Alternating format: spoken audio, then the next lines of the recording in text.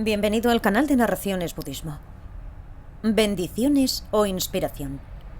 En respuesta a preguntas de Theodore Whelan.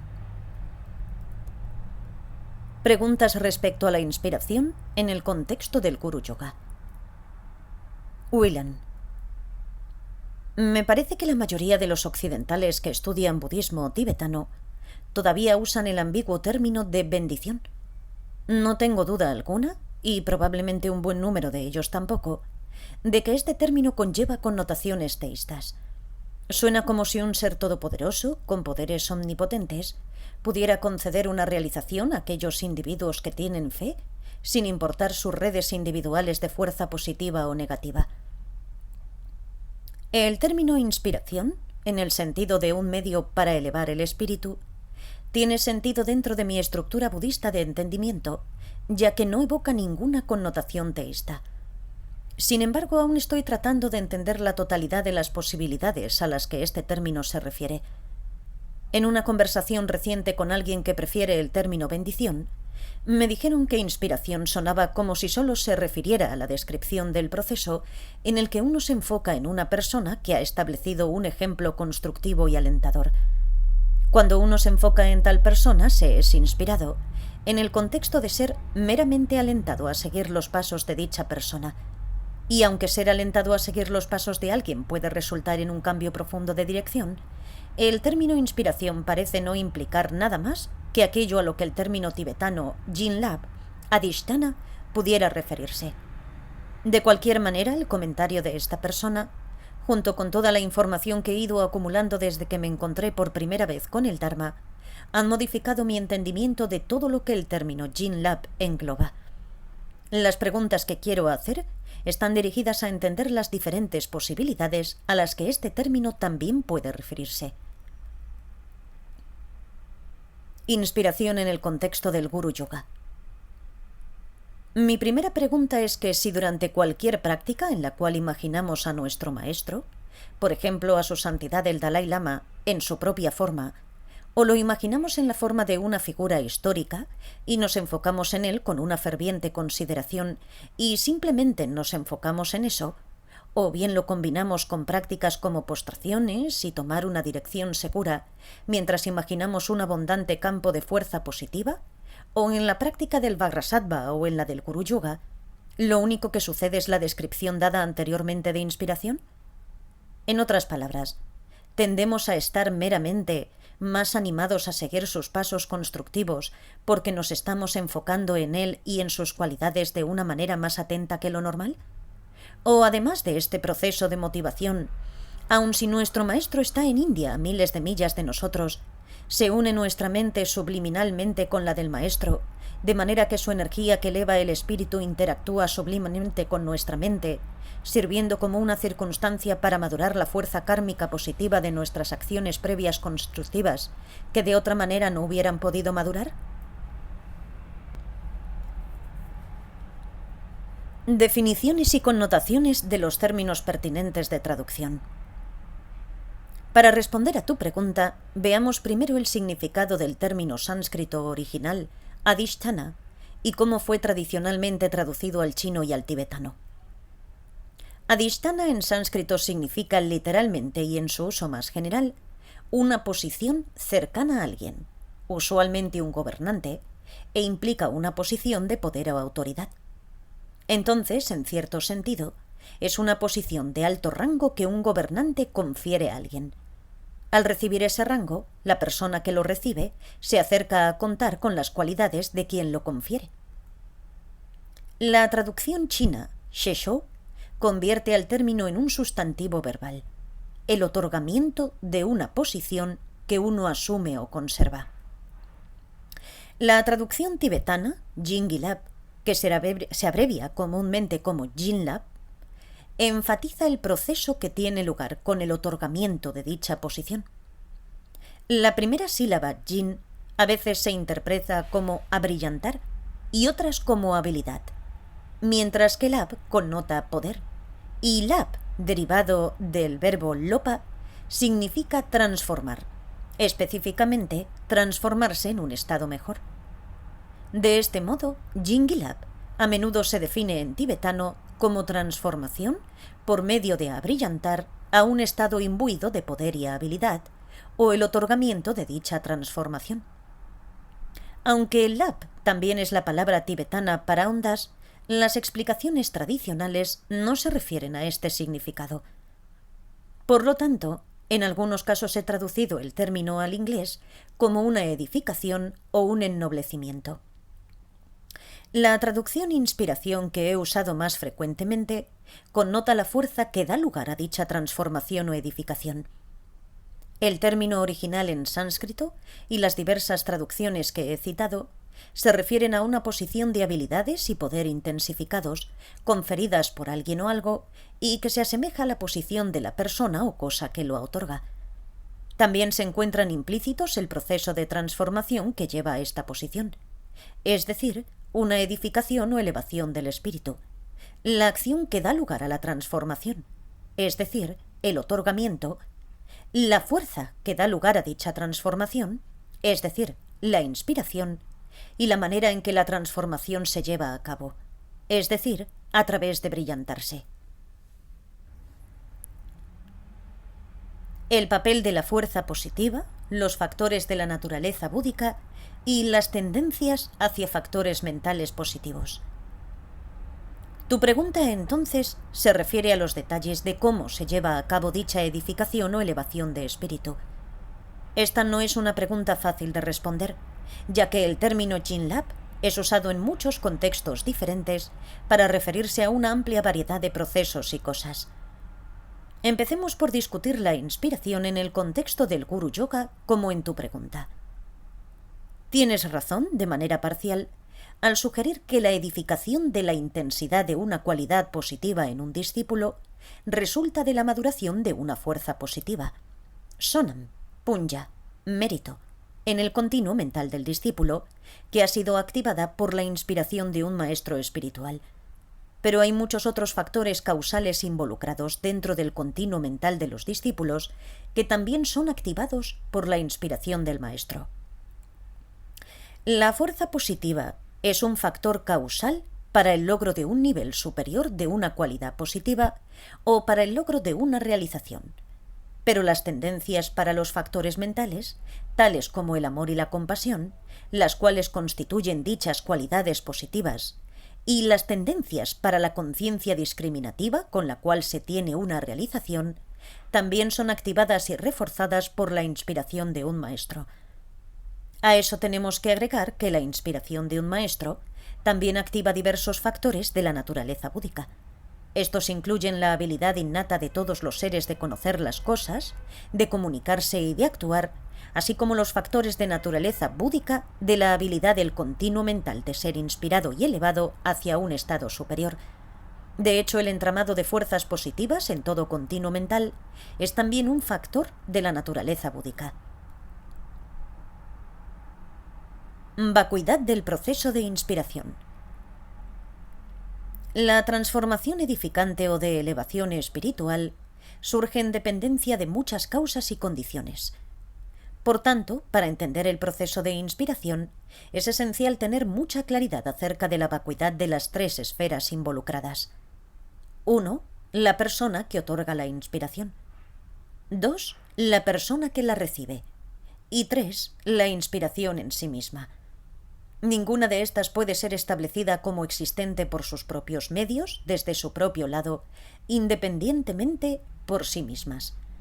En otras palabras, el otorgamiento de una inspiración no puede estar establecido sin alguien que lo confiera, alguien que pueda y en efecto lo reciba, y algo, es decir, la inspiración, que sea conferido y recibido. En otras palabras, la existencia de cada una de las tres esferas solo puede ser establecida en dependencia de las demás. Pero no solo eso, la existencia de cada una de las tres también puede ser establecida solo en dependencia a que son el objeto de referencia de las palabras y los conceptos usados para referirse a ellas. ¿Qué es inspiración? Es solo aquello a lo que la palabra inspiración se refiere, sobre la base de alguien que la confiere, alguien que la recibe y algo que es conferido, los cuales solo pueden ser establecidos en relación con los demás y en relación a las palabras y conceptos usados para describirlos. Por lo tanto, inspiración no es cierta cosa que es pasada de una persona a otra como un balón de fútbol que después anota un gol, una fuerza positiva o una tendencia hacia una cualidad, y como resultado se obtiene una mayor puntuación. Así que necesitamos evitar concebir el proceso de inspiración como la vinculación de la mente del maestro espiritual con las fuerzas y tendencias positivas y con los factores de la naturaleza búdica en el continuo mental del discípulo por medio de un vínculo a través del cual algo es transmitido, como si cada uno de ellos, las dos mentes, el vínculo y la inspiración transmitida, fueran una cosa localizable, existente por sí misma, por sus propios medios, como si estuvieran encapsulados en plástico. No obstante, convencionalmente podemos describir el proceso como el de la inspiración de un maestro, que siendo recibida por un discípulo, despierta o estimula varios factores en su continuo mental. Por medio de esto, el discípulo alcanza un estado de mayor desarrollo semejante al del maestro. En el caso del Guru Yoga, el maestro espiritual no otorga la transformación de elevamiento de manera consciente. El hecho de que el discípulo se vea inspirado surge dependiente, no sólo de la práctica propia del Guru Yoga, sino también de la compasión y el amor del maestro para dar felicidad a todos los seres limitados y para aliviar sus sufrimientos, junto con los versos de aspiración del maestro y la dedicatoria de la fuerza positiva para lograr dicho propósito. Las cualidades concretas del maestro de cuerpo, palabra y mente. La firme convicción, muepa, del discípulo de que el maestro espiritual posee dichas cualidades y la apreciación, guipa, de la bondad del maestro. La receptividad del discípulo para recibir la inspiración expresada a través de sus peticiones fervientes. La fuerza positiva, los factores de naturaleza búdica y las tendencias hacia los factores mentales positivos en el continuo mental del discípulo. El factor de naturaleza búdica de que el continuo mental del discípulo pueda ser elevado a un estado superior. El proceso de inspiración es entonces facilitado si el discípulo recita el mantra del nombre del maestro espiritual o el del fundador o de un miembro prominente del linaje del maestro. Esto ayuda al discípulo a estar más enfocado y concentrado. El proceso es adicionalmente facilitado cuando el discípulo visualiza la inspiración en la forma de luces y néctares de colores, fluyendo del maestro hacia el discípulo y llenando su cuerpo. Esto ayuda a generar una sensación real de inspiración. Necesitamos enfatizar una vez más que ningún elemento en este proceso puede ser establecido como existente por sus propios medios, por sí mismo, como si fuera localizable como la cosa de referencia correspondiente a las palabras y conceptos para ella. No obstante, si todas las causas y factores están presentes, el proceso de inspiración se lleva a cabo. El poder y la habilidad de ser inspirador como un rasgo característico de las cualidades de alguien. Es necesario aclarar un punto adicional. Aunque la existencia de las cualidades de cuerpo, palabra y mente del maestro espiritual no pueden ser establecidas por medio de nada del lado de las propias cualidades o del lado del continuum mental del maestro, convencionalmente las cualidades poseen rasgos característicos. Sin embargo, estos rasgos característicos no pueden ser encontrados ni siquiera en el nivel convencional de las cualidades y ni siquiera establecen la existencia convencional de estas cualidades. Como es el caso de las cualidades mismas, estos rasgos característicos son establecidos meramente por las palabras y conceptos destinados para ellos. El traductor tibetano de finales del siglo VIII, Kawa Pelsen, resalta estos rasgos característicos en la definición que da de Jinlab, que es lo que hemos traducido como inspiración. Él escribió: la inspiración es el poder y la fuerza que se encuentra morando en cualquiera de los puntos del Dharma que hay en las vías de la mente de un arya. Un arya es un ser altamente realizado, con una cognición no conceptual de las 4 verdades nobles en general, y específicamente en el contexto de los arya bodhisattvas, con una cognición no conceptual de la vacuidad. Los puntos del Dharma se refiere a las realizaciones y actualizaciones que existen como aspectos de las vías de la mente verdaderas del continuum mental de un arya. Esto es lo que significa Dharma. En otras palabras, uno de los rasgos característicos de las cualidades de un arya es que son inspiradoras, es decir, tienen la fuerza y el poder de inspirar a otros. Indudablemente esto se refiere a los 4 tipos de inspiración, o 4 tipos de inspiración arya. Aunque no he podido localizar el sutra de donde proviene esta división y la explicación de los 4, permítanme listarlas y proponer explicaciones tentativas. Primero, inspiración de la verdad. Quizás se refiera a la autenticidad y veracidad de las realizaciones y actualizaciones de las vías de la mente verdadera de un arya. Inspiración de la generosidad. Solo adivinando, quizás se refiere a la generosidad de largo alcance, que es uno de los rasgos de los estados de las vías de la mente de un arya bodhisattva que se alcanza en el primer bhumi. Inspiración de pacificaciones. Quizás se refiere a la verdadera cesación de los oscurecimientos emocionales, o tanto a los oscurecimientos emocionales como cognitivos, el logro que proviene de las vías de la mente verdaderas. Inspiración de la conciencia discriminativa. Quizás se refiere a la conciencia discriminativa no sólo de la vacuidad, sino de los 16 aspectos de las 4 verdades nobles, que son el rasgo principal de las vías de la mente verdaderas.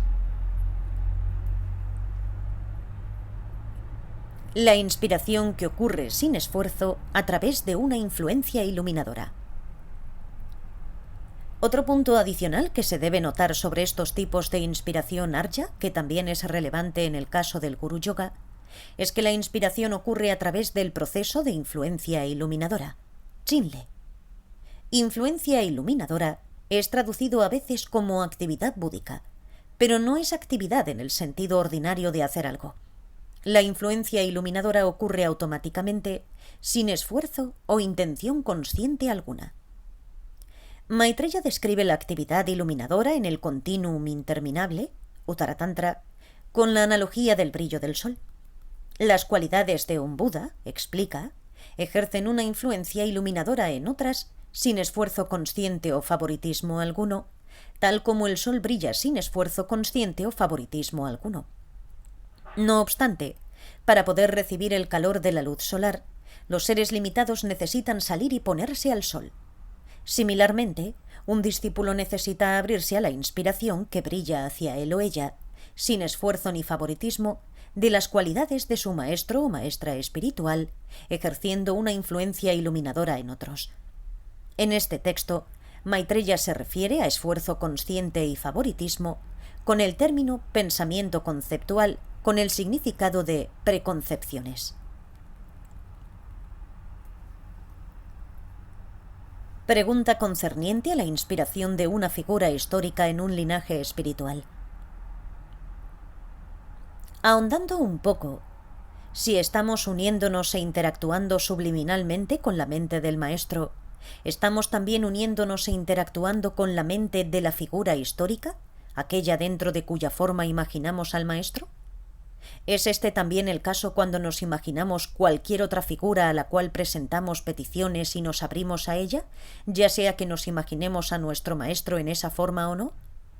En otras palabras, ¿podemos directamente enfocar nuestra mente a unirse e interactuar con la mente de un Buda o de una figura histórica sin usar a nuestro maestro como una especie de conducto?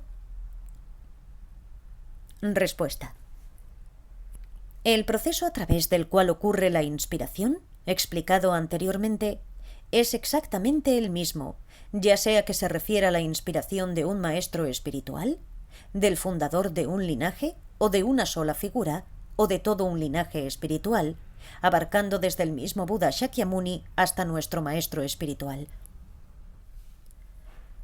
Recordemos que no hay tal cosa como una inspiración localizable y existente pasando como un balón de fútbol de una persona a otra, sea directamente del Buda o de nuestro maestro a nosotros, o a lo largo de una línea de maestros sucesivos que se remonten al Buda.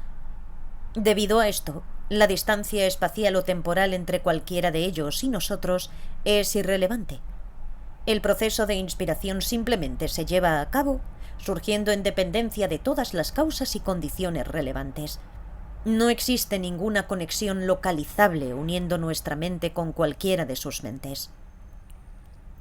Como se menciona anteriormente, algunas de las causas cruciales para que ocurra el proceso de inspiración son el amor, la compasión y las plegarias de aspiración que la persona inspiradora ha llevado a cabo, ya sea nuestro maestro espiritual, un maestro del linaje o Shakyamuni Buda.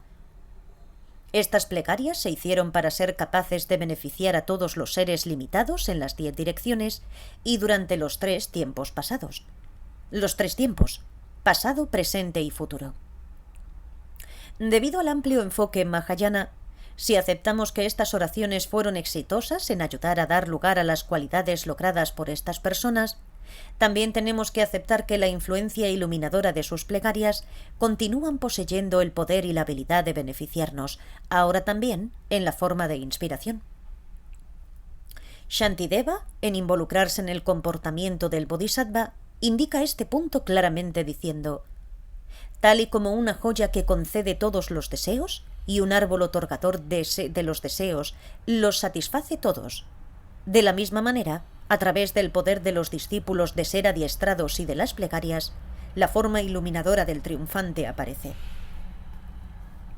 Por ejemplo, tal y como cuando un sanador garudika ha fallecido después de haber desarrollado un poste sanador de madera, este todavía puede pacificar el veneno y similares, aun cuando ha pasado mucho tiempo desde su fallecimiento. Así también, cuando un bodhisattva ha pasado al nirvana, después de haber desarrollado el poste sanador, cuerpo, del triunfante, de acuerdo con el comportamiento del bodhisattva, este todavía puede llevar a cabo todo lo que se ha de hacer. Pregunta concerniente a cuáles fuerzas positivas se estimulan para madurar a través de la inspiración. Si subliminalmente nos unimos e interactuamos con la mente del maestro o de un Buda, y eso actúa como circunstancia que madura nuestra fuerza positiva en realizaciones o algo así, ¿acaso la realización o lo que madure ocurre de manera natural en un orden innato progresivo que se encuentra dentro de cada mente, o ocurre de una manera revuelta de acuerdo a tropecientos legados kármicos? ¿O será que tiene un Buda completo control de lo que madura primero, de acuerdo a lo que será más conducente para nuestro crecimiento espiritual? Primero que nada, necesitamos diferenciar los diversos tipos de fuerzas positivas. Si la fuerza positiva de acciones constructivas no se dedica a la liberación y a la iluminación, entonces es una fuerza positiva constructora del samsara. Si es dedicada a nuestro logro de la liberación, es una fuerza positiva constructora de la liberación. Y si está dedicada a nuestro logro de iluminación, es una fuerza positiva constructora de la iluminación. Solo la fuerza positiva constructora del samsara es una fuerza kármica. Los otros 2 tipos de fuerza positiva son los llamados constructores puros y no son fenómenos kármicos samsáricos. Más aún, la fuerza positiva madura en muchas cosas. Nuestra experiencia de felicidad, de los 5 factores agregados en una situación de renacimiento, nuestra sensación de actuar de manera parecida a las acciones constructivas previas que dieron lugar a esta fuerza, nuestra experiencia de las acciones de otros hacia nosotros de la misma manera en que nosotros hemos actuado, nuestra experiencia de ciertos tipos de ambientes, etc. Además, hay una fuerza positiva que madura en el logro de una realización. Por el momento, dejemos de lado este último tipo de maduración de fuerza positiva y consideremos primero los otros tipos. Cuando hablamos de la inspiración que actúa como una causa de la activación y el fortalecimiento de una tendencia hacia una cualidad intermitente, tal como la compasión, no creo que ninguno de los 3 tipos de fuerza positiva, constructora del samsara, constructora de la liberación o constructora de la iluminación, estén involucradas directamente. Sin embargo, estos 3 tipos de fuerza positiva están involucrados cuando consideramos la fuerza positiva que madura cuando sentimos ganas de ayudar a alguien, motivados por la compasión. Podemos estar aplicando nuestra compasión con alguna meta samsárica en mente, tal como cuando el acto constructivo de ayudar a alguien está motivado principalmente por el deseo de agradarle a esa persona. O podemos estar aplicando nuestra compasión en pos de la liberación o la iluminación, tal como cuando el acto constructivo de ayudar a alguien está motivado por la renuncia o la bodhicitta. Como es el caso al recibir inspiración, la maduración de la tendencia del factor mental que constituye una cualidad y la maduración de una fuerza positiva también ocurren como fenómenos de surgimiento dependiente. En otras palabras, cuál tendencia madura como cualidades y cuáles fuerzas kármicas dan lugar a desear hacer cierto tipo de acciones depende de una vasta multitud de causas y condiciones. Nadie tiene control sobre este proceso, ni nosotros, ni nuestro maestro, ni siquiera el mismo Buda Shakyamuni. En el caso de la tendencia hacia una cualidad, la inspiración meramente causa una, la tendencia intermitentemente maduradora para que una de ellas madure en el desarrollo o incremento de aquella cualidad. La cualidad que se desarrolla o fortalece en nuestro continuo mental será similar a la cualidad inspiradora de la persona que nos inspira. Pero hay innumerables tendencias hacia factores mentales positivos y factores de naturaleza búdica en nuestro continuum mental que nos permitirán desarrollar cualidades semejantes a las de los maestros espirituales y budas. Existen también innumerables fuerzas o potenciales positivos para actuar en maneras similares a las formas constructivas en las que hemos actuado antes. Más aún, cada una de estas tendencias, factores y potenciales pueden madurar en una variedad de resultados diferentes dependiendo de los diversos factores que pueden afectar su intensidad. ¿Cuál madura? ¿Cuándo madura? ¿Con qué intensidad? ¿La forma que adopta la maduración? ¿Por cuánto tiempo aquello que madura se manifiesta en nuestro continuum mental? ¿Cómo esa maduración cambia instante a instante, etcétera? Depende de diversos factores mentales que acompañan a nuestra experiencia en cada momento. También dependen de las circunstancias externas en las que nos encontramos en cada momento. Ninguno de estos factores puede ser establecido como existente por el poder de algo localizable desde su propio lado. La maduración simplemente ocurre en dependencia de la interacción de todos ellos, y definitivamente no en dependencia del poder de solo uno de ellos, tal como la intención de un Buda. Cuando consideramos la fuerza positiva que puede madurar en nuestro logro de una realización, la inspiración puede causar una tendencia intermitentemente maduradora para que la conciencia discriminativa madure en un grado más elevado de este factor mental, permitiendo de este modo la realización. El análisis de ese tipo de maduración es el mismo que hemos ya aplicado en relación a la compasión. Sin embargo, la fuerza positiva también puede ser madurada y elevada por la inspiración a fin de que brinde el logro en sí mismo.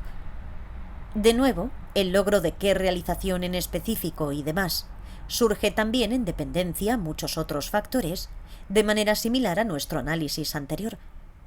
De nuevo, ¿cuál de estos tres tipos de fuerza positiva, constructora del samsara, constructora de la liberación o constructora de la iluminación, es activado? Depende de los factores motivacionales que acompañan a nuestra meditación o a cualquier otra práctica que precipite el logro de esa realización. En el caso de las realizaciones que simplemente son entendimientos o discernimientos profundos en varios puntos, tales como la impermanencia, las deficiencias del samsara, etc., no hay un orden progresivo innato. Las diversas presentaciones de ellos, tales como las etapas graduales del camino, Lamrim, sugieren varios órdenes progresivos benéficos, pero los practicantes pueden lograr discernimientos profundos en órdenes que difieran incluso de esto. En el caso de las 5 vías de la mente, cimentación, que es el camino de la acumulación, aplicación, que es el camino de la preparación, visión, el camino del ver, familiaridad, camino de la meditación, y no más entrenamiento, el camino de no más aprendizaje, existe un orden progresivo innato. Cada una de las 5 vías de la mente solo puede ser alcanzado en base al logro del estado precedente. Es el mismo caso en el estado de generación y el estado completo de la práctica de la Anuttara Yoga Tantra. Pero una vez más, Necesitamos entender que no hay tal cosa como un orden progresivo establecido por el poder de algo del lado de las realizaciones mismas, o del lado de los logros, o del lado del continuum mental que tenga la habilidad para lograrlos. Entonces, queda claro que necesitamos entender el concepto de surgimiento dependiente y la vacuidad de la causa y el efecto, a fin de empezar a entender cómo es que la inspiración ayuda a dar lugar a la maduración de las fuerzas kármicas. Otros usos del término Jinlab.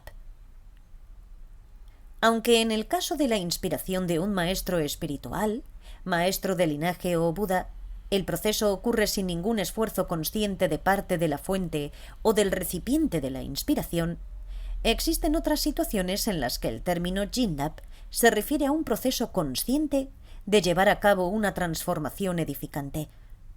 Estos ocurren en el contexto de la práctica del Tantra, y ahí el proceso de realizar dicha transformación puede ser conocido como ennoblecimiento. Algunos traductores acuñan Jinlab en este contexto como consagrado, pero dicho término connota realizar algo sagrado, lo cual le agrega un sabor no budista, tal vez engañoso, al término. Otra manera en la cual el ennoblecimiento se lleva a cabo es con la mejora de cualidades. Un ejemplo es en la práctica de Guyasamaya, en la cual ennoblecemos nuestro cuerpo, palabra y mente por medio de visualizaciones elaboradas que consisten en convocar figuras búdicas, haciendo peticiones a ellas y luego disolviéndolas en otras figuras búdicas visualizadas dentro de nosotros como representación de nuestro cuerpo, palabra y mente. Otra manera de ennoblecimiento ocurre en casi todas las prácticas del Anuttara Yoga Tantra, cuando ennoblecemos nuestros órganos reproductivos con visualizaciones de implementos rituales y sílabas raíz dentro de ellos. Similarmente, en la práctica de Vajrabhairava, por ejemplo, ennoblecemos nuestros estimuladores cognitivos, los sentidos visuales, auditivos, etc., al visualizar las sílabas raíz o figuras búdicas en ellos. En estos casos, no estamos transformando estos rasgos de nuestro cuerpo, que ya está siendo visualizado como una figura búdica, en algo que no eran anteriormente. Más bien, como es explicado en las enseñanzas Sakya de la inseparabilidad del samsara y el nirvana, cada uno de estos aspectos de nuestro cuerpo tiene dos niveles de apariencia. Una ordinaria, llamada apariencia impura, y una apariencia pura. Con estos procedimientos ennoblecedores, estamos meramente revelando el nivel de apariencia pura que siempre ha estado ahí. La práctica del Tantra también incluye elementos ennoblecedores que no son parte de nuestro cuerpo, específicamente diversos tipos de ofrendas, y en el Anuttara Yoga Tantra, el Vajra y la campana que usamos durante los rituales. Aquí realizamos conscientemente la transformación edificante. En el caso de las ofrendas internas, Namche, hechas en el Anuttara Yoga Tantra, por ejemplo, la transformación edificante conlleva 4 pasos. Eliminación de interferencias del cuenco de ofrendas físicas situadas frente a nosotros. Esto es recreado mediante visualizaciones de figuras airadas ahuyentando de él a espíritus obstaculizadores. Purificación de la apariencia impura del cuenco y su contenido como un cuenco ordinario que contiene té y ambos teniendo una existencia verdaderamente establecida. Esto es recreado mediante la disolución de esta apariencia impura al enfocarse en su vacuidad de formas imposibles de existencia. Generación de una apariencia del cuenco y su contenido como varios tipos de carne y sustancias corporales, representando los agregados y elementos de nuestro cuerpo ordinario. Ennoblecimiento, Jingilab, de la carne y las sustancias corporales mediante visualizaciones, representando su purificación, realización y el destello. La purificación de su color, olor, sabor y potencial. La realización es para ellos como un néctar que concede libertad de todas las enfermedades e inmortalidad, y por lo tanto conlleva visualizarlos como transformándose en un néctar. El destello es el incremento del néctar a fin de que se vuelva interminable. En el caso de las ofrendas exteriores, hechas de agua, flores, incienso, etc., Las visualizaciones para el cuarto paso ennoblecedor son mucho más simples. Un último ejemplo del ennoblecimiento de un elemento no vinculado al cuerpo es con píldoras especiales, también llamadas Jinlab, tal vez traducidas aquí como píldoras ennoblecedoras. Estas son píldoras diminutas, hechas de flores secas, hierbas y otras sustancias, sobre las cuales un maestro espiritual, generalmente junto con una asamblea monástica, recita miles de mantras mientras se enfocan en visualizaciones especiales con una conciencia gozosa de la vacuidad de ellas. Al concluir un determinado número de repeticiones del mantra, el maestro espiritual sopla las píldoras y, por lo tanto, las ennoblece. Cuando aquellos con creencia confiada en la habilidad ennoblecedora de estas píldoras toman una de ellas, se sienten edificados y ennoblecidos por ellas. Algunas variedades de tales píldoras ennoblecedoras ayudan a eliminar obstáculos e interferencias en la persona que las toma. Otras ayudan a sanar a la persona de alguna enfermedad. De nuevo, necesitamos resaltar la importancia de entender la vacuidad y la naturaleza dependiente de todo lo involucrado aquí, a fin de entender correctamente cómo es que tomar píldoras ennoblecedoras, Jinlab, beneficia a algunos.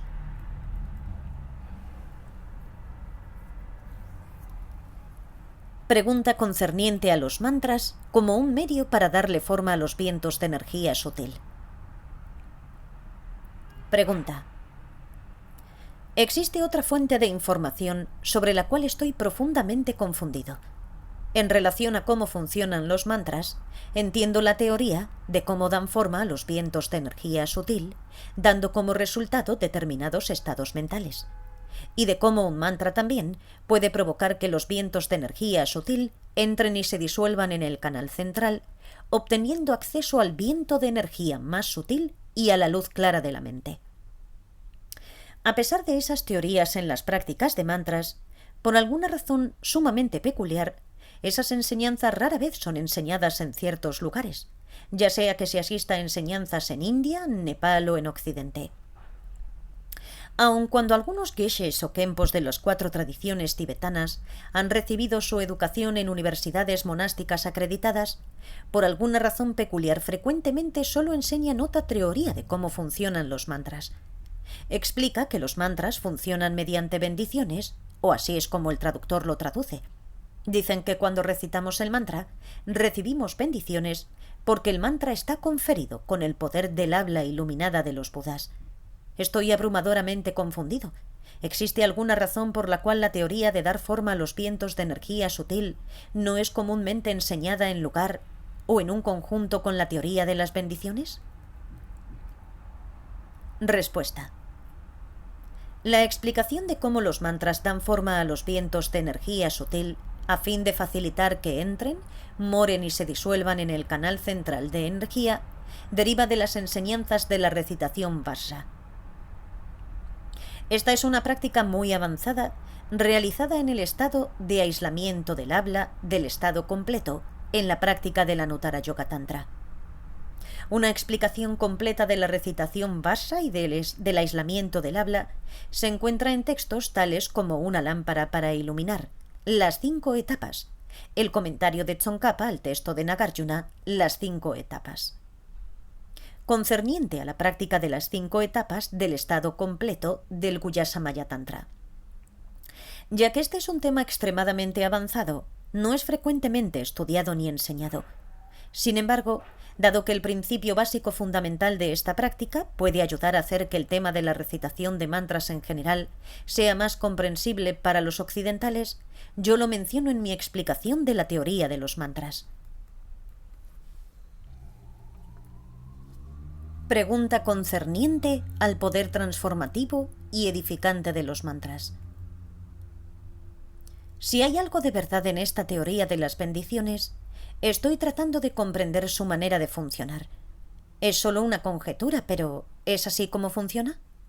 Por ejemplo, cuando recitamos Om Mani Padme Hum, ¿acaso unimos automáticamente nuestra mente con las mentes de un linaje ininterrumpido de maestros desde Buda Shakyamuni, inclusive u otro Buda?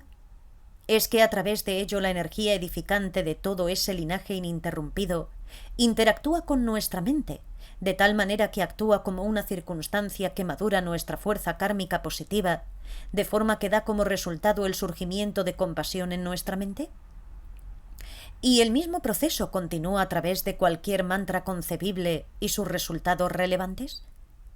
Si existe un proceso a través del cual nos unimos subliminalmente e interactuamos de esta manera, ¿es suficiente tan solo recitar el mantra?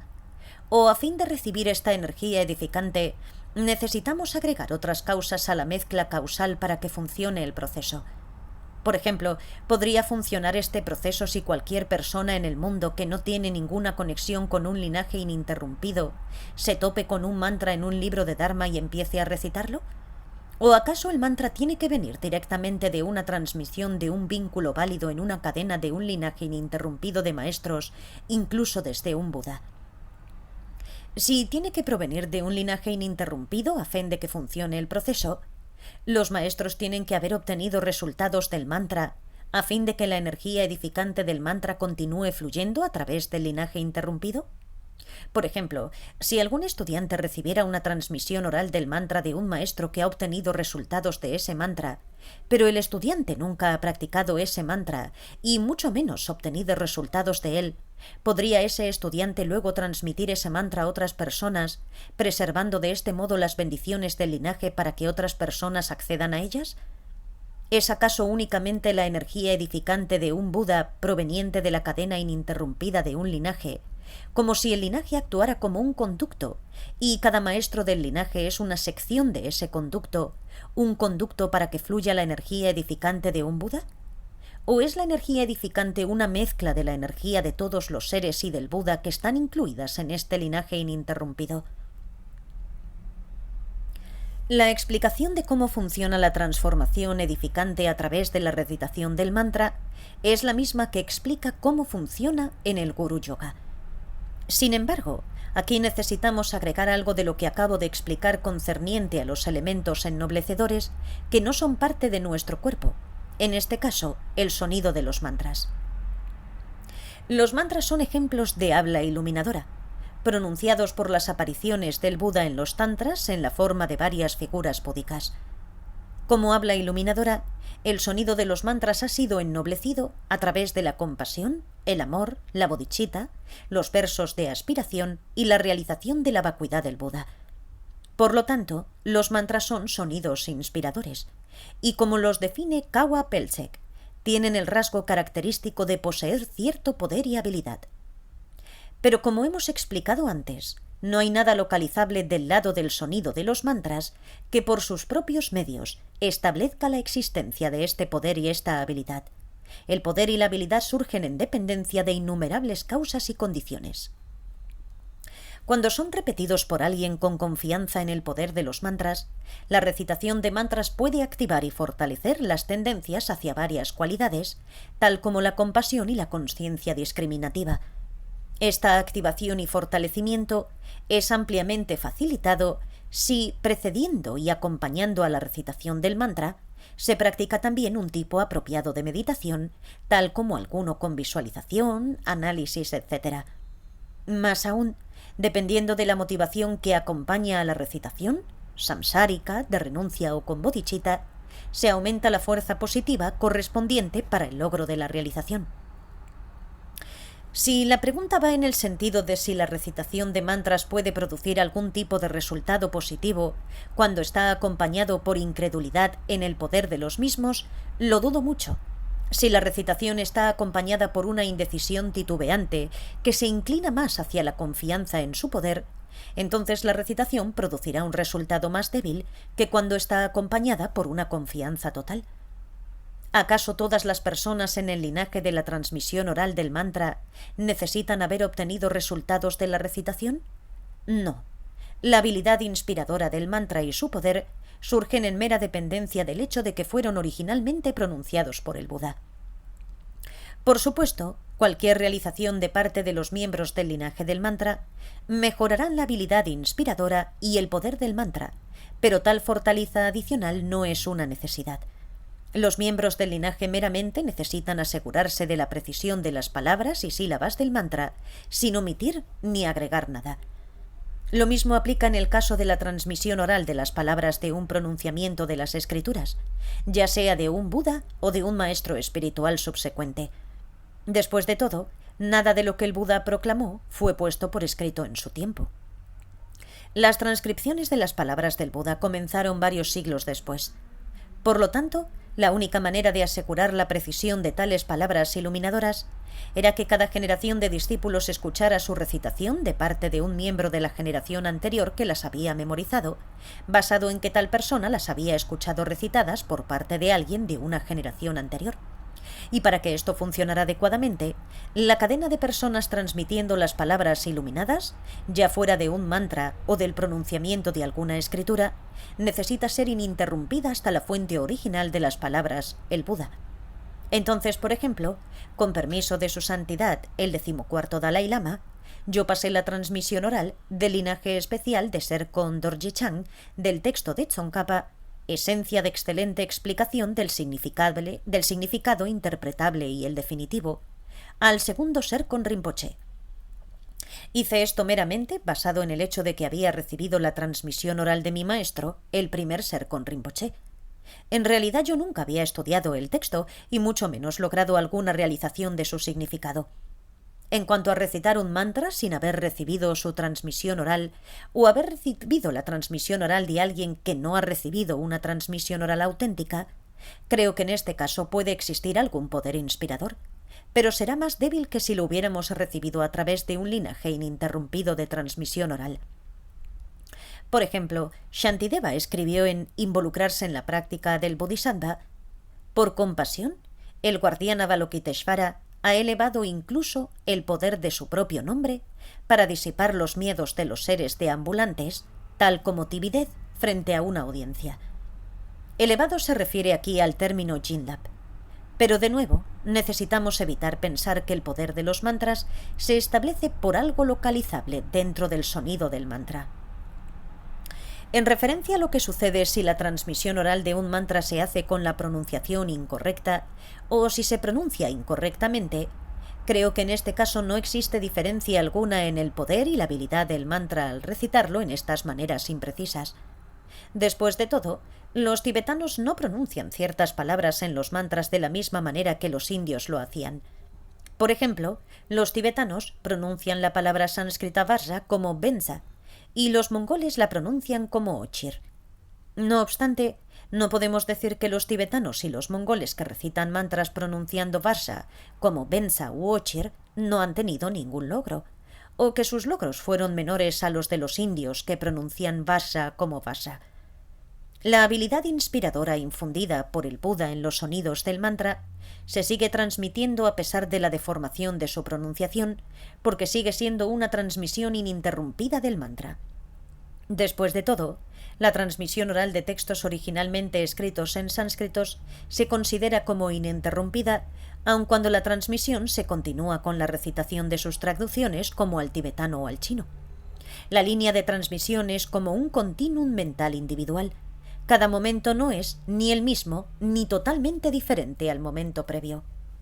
Cada momento surge meramente en dependencia del momento previo, como su continuidad ininterrumpida, sin algo que pueda localizarse pasando de un momento a otro para establecer la existencia de la continuidad.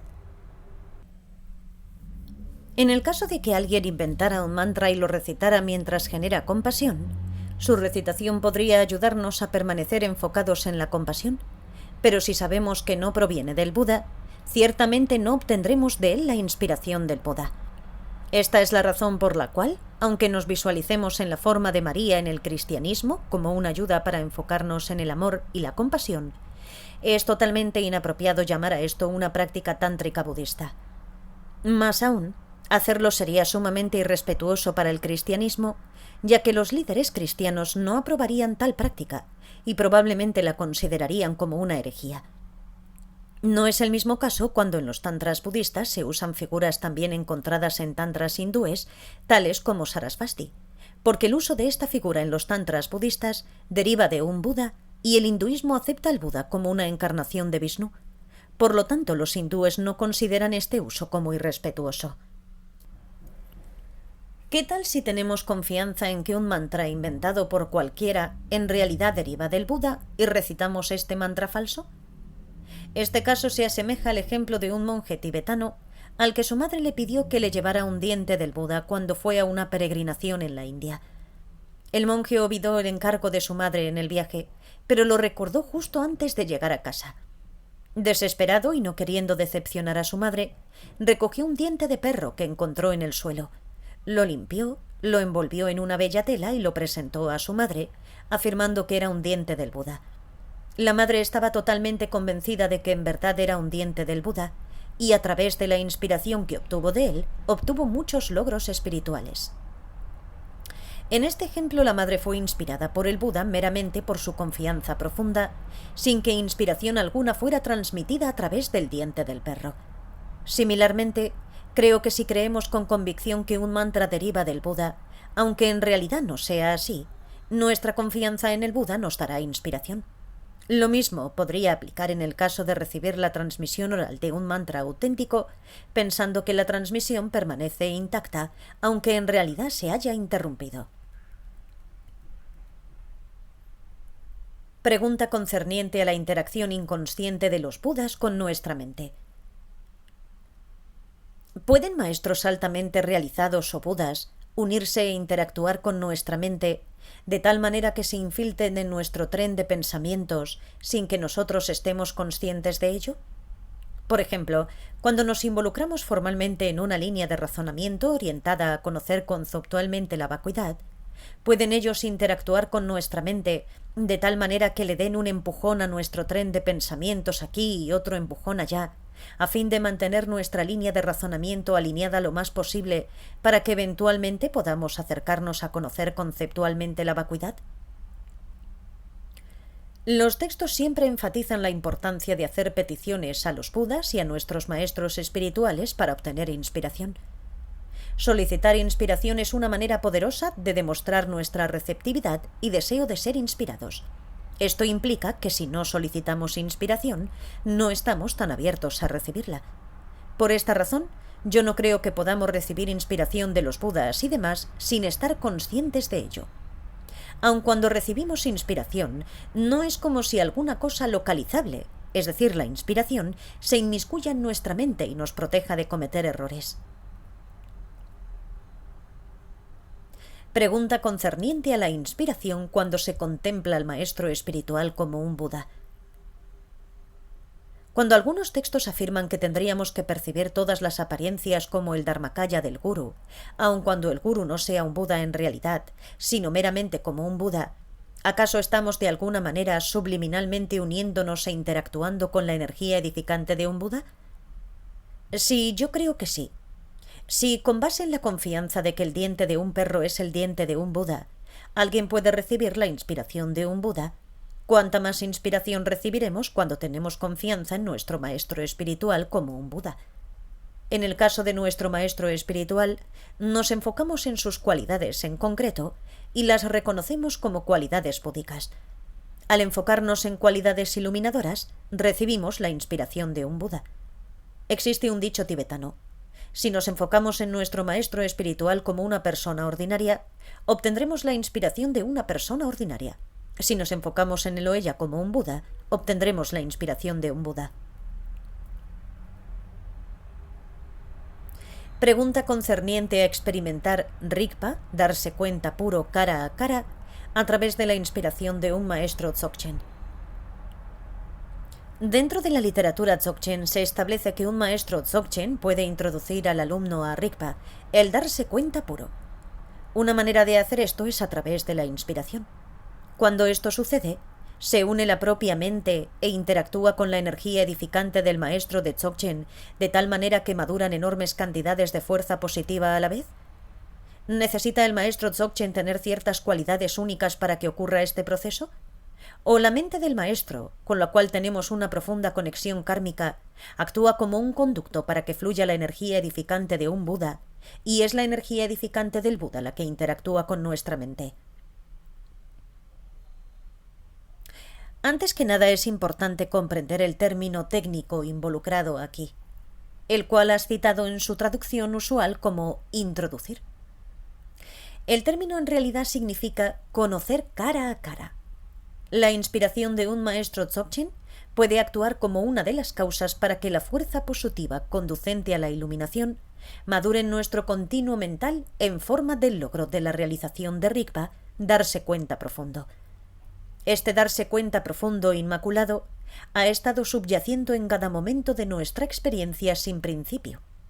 La realización de este darse cuenta puro es un encuentro con ello cara a cara, de manera tal que el darse cuenta puro conoce su propia cara, lo cual significa que ahora estamos completamente conscientes de su naturaleza real perdurable. La ocasión de nuestro encuentro con Rigpa cara a cara puede ser precipitada por la explicación, en palabras de nuestro maestro Dzogchen, sobre Rigpa, ya sea en el contexto de una ceremonia ritual o fuera de él, o incluso con la realización de cierto gesto sin decir nada. Pero ya que otros pueden escuchar tales palabras o observar tales gestos sin experimentar como resultado el encuentro cara a cara con Rigpa, nuestro propio encuentro con Rigpa cara a cara surge en dependencia de muchos factores adicionales, incluyendo la inspiración del maestro Dzogchen. El factor adicional más importante es que necesitamos haber acumulado una enorme cantidad de fuerza positiva conducente a la iluminación, a través de haber realizado exitosamente en vidas previas y o en esta vida las prácticas preliminares compartidas y no compartidas, y desarrollado al menos un nivel avanzado de concentración, el objetivo de la bodhicitta, y un correcto entendimiento conceptual de la vacuidad. En añadidura, necesitamos haber recibido empoderamientos tántricos, tomado los votos relacionados a estos y alcanzado un cierto nivel de éxito en las prácticas de visualización y recitación de mantras en el estado de generación y en las prácticas que involucran los vientos de energía y los canales de energía del estado completo. Sobre la base de tal acumulación de fuerza positiva y darse cuenta profundo conducentes a la iluminación, así como a través de la práctica de los varios pasos de la meditación Dzogchen, entonces a través del poder de la inspiración del maestro Dzogchen y sin ningún esfuerzo adicional, podemos llegar a encontrarnos con Rigpa cara a cara. Sin embargo, este encuentro cara a cara necesita proceder a través de las etapas usuales de la meditación Dzogchen, primero accediendo y reconociendo el alaya para hábitos, luego el Rigpa resplandeciente y finalmente el Rigpa esencial. El proceso con el cual la inspiración provoca una transformación edificante que nos permita encontrar Rigpa cara a cara es el mismo que ya hemos explicado con respecto a otros ejemplos del poder de la inspiración. En este caso, el logro personal del maestro Dzogchen es por sí solo inspirador, y además el maestro actúa como conducto para que la inspiración de todo el linaje, remontándose hasta el Buda, tenga un impacto en nosotros. Pero por supuesto, esto ocurre sin algo localizable, que exista desde su propio lado y que pase del Buda a un maestro y otro, y luego a nosotros. Así como tampoco es una inspiración con una existencia localizable, ni una realización con una existencia localizable. Gracias por escuchar.